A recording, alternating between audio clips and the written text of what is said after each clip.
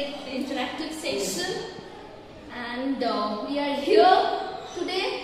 The reason is for TLM workshop English. Basically, I teach in high secondary section and also in class 10. So I have chosen a topic from class 10's syllabus. Okay. So now why we use this TLM? Now, in order the teachers, like, we can make our lessons more captivating and more significant by the utilization of TLM. And that is done basically for the comprehension of ideas, for better understanding the lesson, and also for a significant use, so that they learn something effective, to make the learning more effective and fascinating. Now, how can we make the learning more fascinating? That we have to think first. How can we make the learning more fascinating? So, as a teacher, we have to set certain objectives first. Learning objectives. If we set certain objectives and accordingly we use these TLM, these strategies, these are the different strategies, then only an outcome will be there. Then only we can bring about an utmost outcome, means effective learning. So let's first, since I have chosen sea fever, with this chapter I'll start saying. First of all, we all do, as English teachers, what we do. Once we enter the class, when we are about to teach any new chapter, we write the chapter's name on the board. After writing the name of the chapter on the board and the poet's name or the author's name, then we start our lesson. So what we can do, we often do this also, like this chapter's name is Sea Fever. I am about to teach Sea Fever. So what I will do is, first of all, we have to see how we can draw the attention of the students. Only when we can draw the attention of the students, then only they will be motivated or interested in listening to our teachings. So how to draw the attention of the student? I write the name of the story or the poem over there on the board, Sea Fever. Then I will ask them the questions. Like, what do you mean by sea fever? What do you mean by sea fever? Do you think that the sea is suffering from fever like us? So once if I ask them this kind of question, do you think that they are suffering? So what will happen then? I will be getting various type of answers from them. Right? If we say, do you think they are suffering from fever? So from no, yes, then what do you think? Then they will come out with different kinds of answers. That means what? I have at least achieved the first person, that is drawing the attention of the students. They are now, their interest has been aroused in knowing the lesson. This is the time for me to introduce the lesson. Now, how to introduce the lesson? We will do it now. For example, as I said, we have to first set certain objectives. So, learning objectives I am writing down. Excuse my handwriting, please.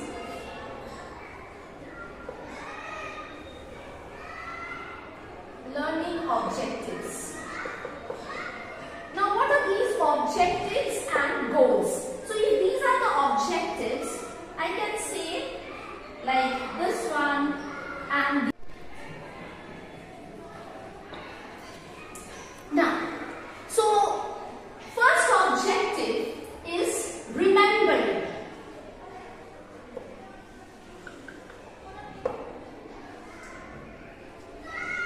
This is the first objective. When we are introducing the chapter,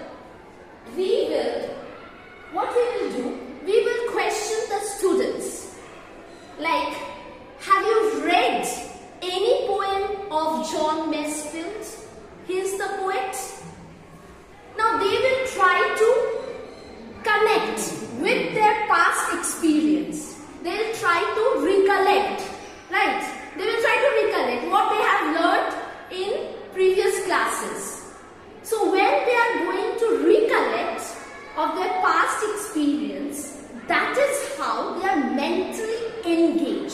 and that's enabled them to that is a cognitive development takes place in this way. Mentally they are engaged. So if we ask them that, first of all we will introduce about the poet, we will ask them, have you ever read any other poem of this particular poet? They will say yes or no. Then if it is yes, what have you read? If they can answer, it is okay. If they cannot answer, through these smart boards and classes, we can bring them, we can show the PPT, and we can actually, if they cannot recollect, we will give example to them, right?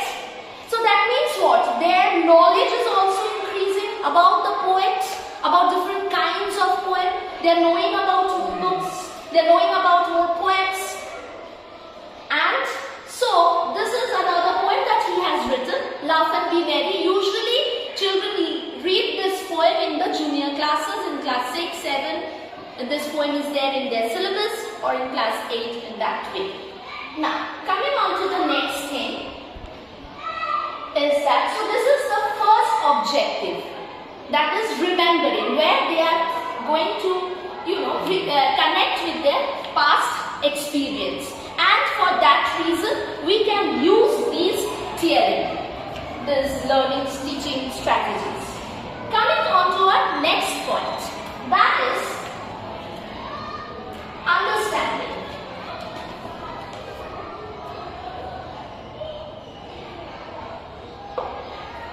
Now, understanding the lesson is very important.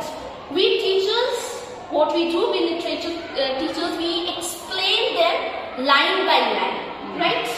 We explain them line by line. We read, we ask them to read. So now what happens when we explain them line by line, instead of just explaining them using the book and all, we can use these strategies, means the charts. Okay, for example, in this chart, they can see the poem as a whole at a glance. Introducing, first we will introduce the theme. Like, what is the theme of the poem? Wanderlust. We all know. They will explain it. What is wanderlust? Strong longing or desire for the sea, and love for nature. And another thing is irresistible, an irresistible invitation to explore, for adventure, and also to have that jubilant life. And that's why he wanted to go back to the sailor's life, and he wanted to have that experience. So if we show them these images, what will happen? They can visualize it. While they visualize, they can understand and they can perceive it in a better way. They can visualize what exactly is happening. For the speaker wants to travel where? On a lonely sea. Then he expresses his desire, what he wants for that. A well-built ship to sail and a star to guide him. That is it, what he is requiring. Then how he enjoys sailing on sea. Then he enjoys the morning mist.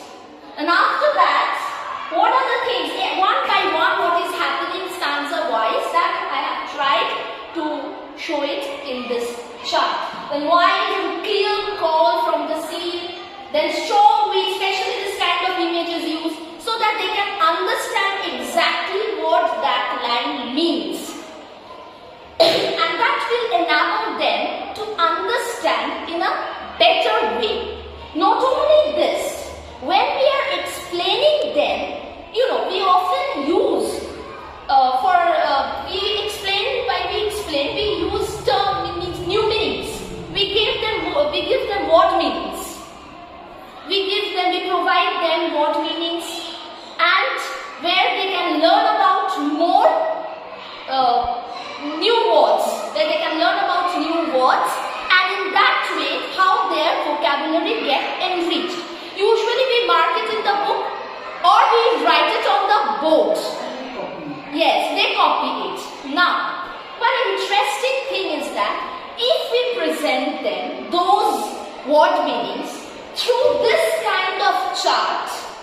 that will enable them to arouse a kind of more interest.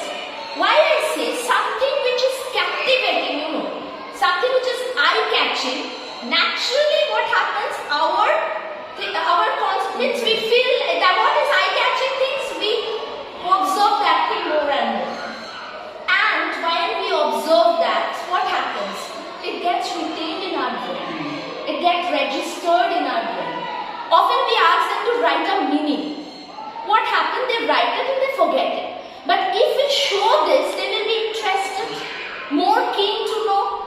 And once their interest is drawn, wherever we have interest, that only we retain.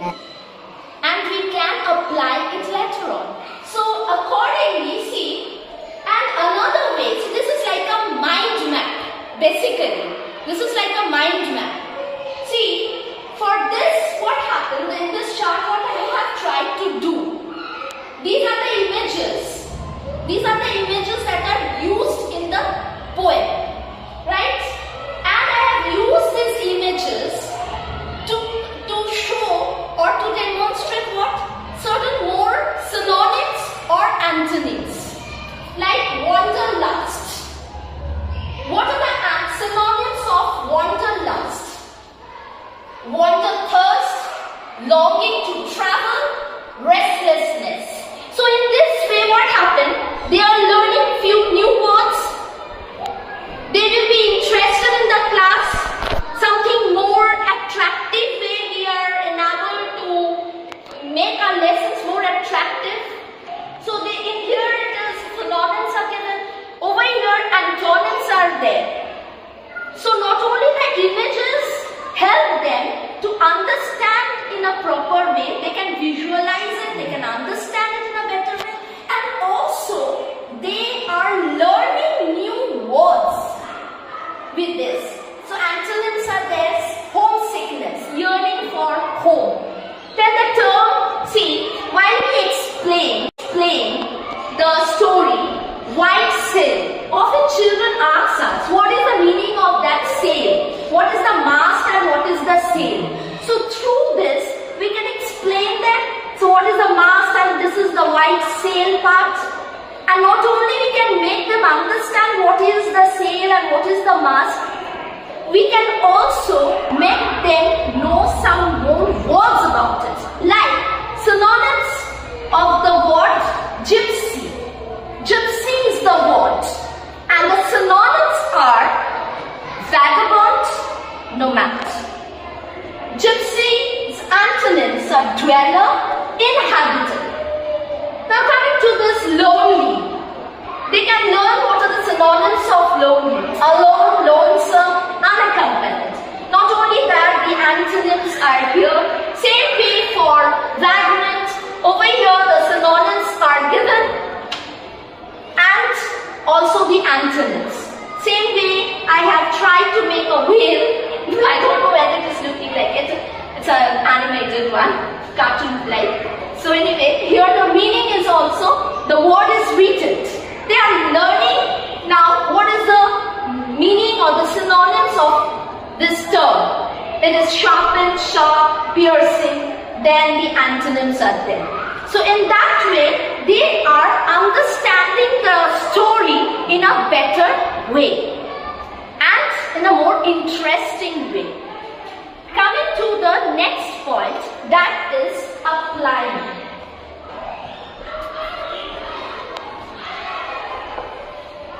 Now, what we can do is applying one, how they can apply this. Definitely, whatever they are learning, they can apply in writing sentences of their own. They will use these new terms, these meanings, these antonyms, whatever they are learning from here.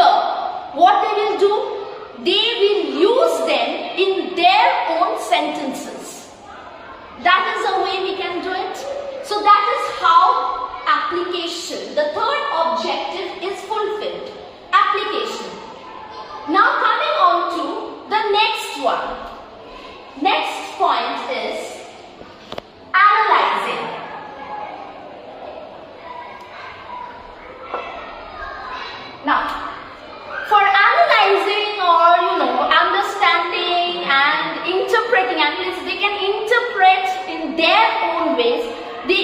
go into the depth of the chapter, the inner meaning, if they draw, that will enable actually them to write something on their own. For that reason, we will be using this kind of chart where I have tried to show the figures of speech used in the poem. Even imageries, like what are the visual imageries, what are the auditory imageries, like tactile imageries. In that way we explain them. Not only that, figures of speech, what are used in this poem. We usually tell them, right? These are the figures. That is very important when we explain a poem, to say what are the imageries used and what are the figures of speech used in a poem. So these things can be explained in that way. Very important figure of speech here used as personification in the poem. Like the sea itself is personified here. So in the chart, I could write all the examples, couldn't be written. So this is personification. What is personification? When we compare and exactly. So inanimate object, when we give life to any inanimate object, so that is personification. So here the meaning is given when we give them human qualities to any inanimate object. And then the examples used here. These are not enough. If it is not enough, we can also show it through PowerPoint presentation. Here you see in the personification, where are the personifications used we have given? Where the lonely sea, the sea is compared to a human being. It has been personified, it has been treated as a human being. Here the sea is treated as a human being. So her is used. So like winds, song. Then sails shaking. The call of the running tide. The tide as if it's running here. So more examples are shown over here on this PPT. Then the girl's way and the whale's way. So these are where the personifications are used in the poem. The next is alliteration. In the alliteration also where the words, alliteration when we explain, like the sound W and the girl's way, whale's way. So these are where this is personification. After that we have seen alliteration, where these words are stressed. The consonant sounds are continuously repeated. So like where, wind and witted, WWW. Star to steer her by, stars S sounding, then steer S sounding, highlighting those words. And even over there, the more another example over here is like call and a clear call, C. So that is alliteration. For better understanding, we can use these strategies, these TLM, just to make the class more interesting and effective. What is the name of the chapter? But I'm going to show the model by which you are going to guess the name of the chapter. So, if people don't know what is this, what is this? Turtle. What kind of animal is a turtle? What kind of? An animal is a turtle? It's 6 months in the water, 6 months in land. Yes, it is an amphibian. It can stay both in the land as well as in the water. So today the chapter which we are going to study also deals with a person who can stay 6 months in the water and 6 months in the land. And he is also given the title of Captain Turtle. So everything began with this little animal turtle in the chapter. So the name of the chapter is, though it is not related to the turtle directly, but everything started from the turtle itself, because in the beginning of the story, the winged cat, the name of the story is the winged cat, we have a little boy John who has a desire to become a sailor, but he is a farmer's son and his mother insists that he should become a farmer.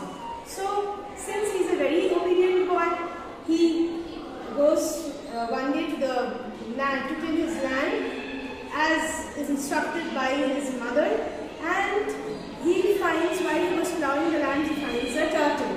So everything begins with this turtle. So since the turtle was inside the cloud of dust, he puts the turtle, he picks it up and puts it on his head so that the turtle does not get killed by the plow. So since the turtle was saved by the boy John, the turtle, when he puts the turtle down from his head on the hand, I have got a chart to demonstrate. Maybe I made it.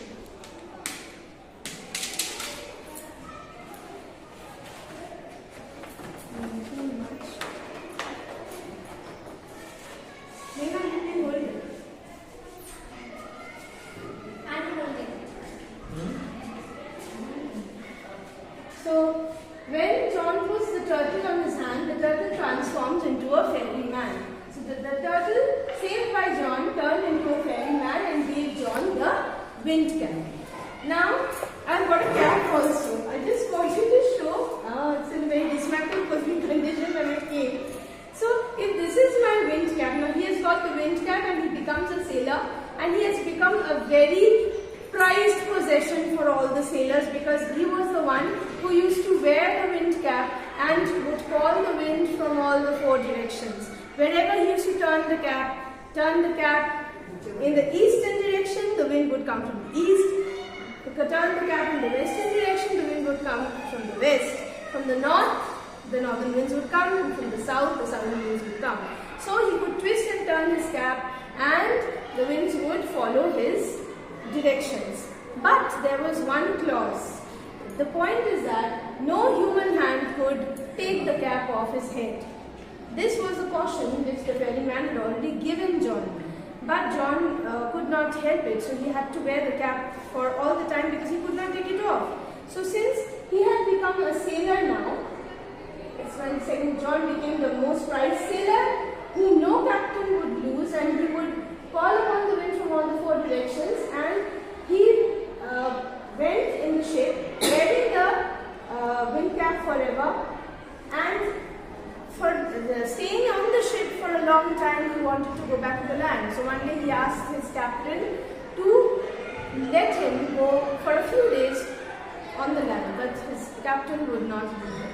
So he always dreamt about the land, he wanted to go back to the land. So one day he was asleep in the afternoon, and he began to dream about the land again. And in his dreams, he turned and twisted on his bed, and along with him the cap also twisted, and that called upon a squall on the river, and in the tempest the ship got wrecked. Now the sailors became very angry. The person who was the most prized possession for them now became their enemy. The sailors became very angry, and they brought him to the captain. The captain, in anger, threw John out of the ship into the river, and as he went into the river, the cap opened up. Now he was free from all the shackles of the ship, and he could go back to the land. He went back to the land, to his mother's house, to his mother, and he took the cap along with him. Now he stayed with his mother for a long time. Then again his desire was to go back to the seas. Now he had a thing in the back of the mind that if again I take the wind cap, again I might get into trouble. So when he went back to the sea, he looked at the wind cap and felt that he might wear it or might not wear it. So he thought that it will be better for him now, since he has known all the nuances. He has already been to the sea. At first he was a novice. He went to the sea for the first time. Now he has seen how the sea life is. So he comes back to the sea without wearing the cap, and he leaves behind the cap from where he has got it, and he thinks that the ferryman would come back again and take back the cap. And John was now called Captain Turtle because he stayed for 6 months on the land, and 6 months on the sea. And he had a house of his own, and he owned the land also, and he owned a ship also. So he was like a turtle, living for 6 months on the sea and 6 months on the land. Therefore he was called Captain Turtle. That's it.